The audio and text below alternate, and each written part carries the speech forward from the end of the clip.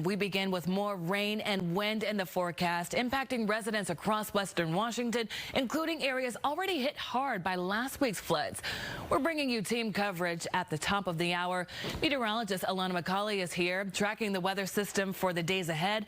But let's first check in with Fox 13's Jennifer Dowling live in Orting, where state leaders talk about the flooding impacts on residents there. She's tracking the latest conditions and recovery efforts in Pierce County. Good evening, Frankie. We're near an RV park where the mud behind me is ankle deep. Residents continued cleanup and recovery here today, but they say it's really tough in this economy.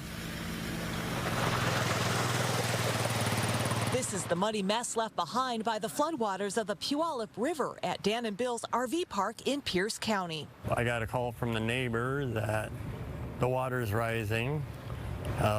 They're trying to get my trailer out. Brad Davenport was at work when knee-deep flooding swamped his trailer off of 116th Street East. Yeah, it's still muddy. His friends couldn't get his trailer out in time. Yeah, you can see the shoes are wet. Brad estimates more than 70 other RVs and more than 100 residents were impacted physically and emotionally. It's pretty darn devastating. Even going in, because I lost my wife last year, and there's still some things like yesterday I found one of the last Valentine's gift I gave her all muddy. About a dozen residents were able to pull their trailers and some cars to higher ground just in time. Do it. Nice. I love it.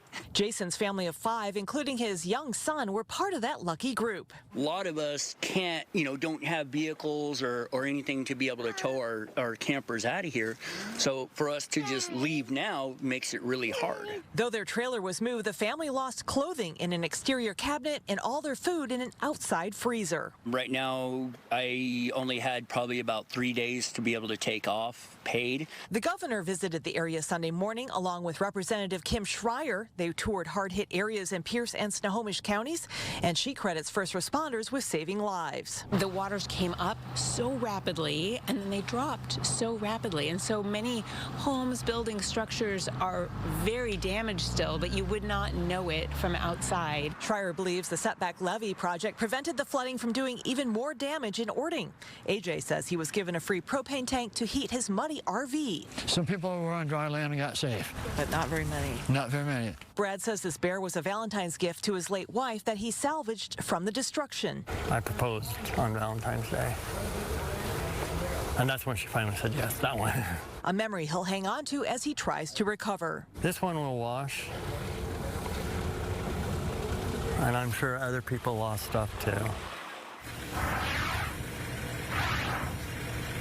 Some tough situations out here, and Schreier says she spoke to regional FEMA officials who say they are ready to respond if more rescues are needed should more rains come this week. Reporting live in Pierce County, Jennifer Dowling, Fox 13 News.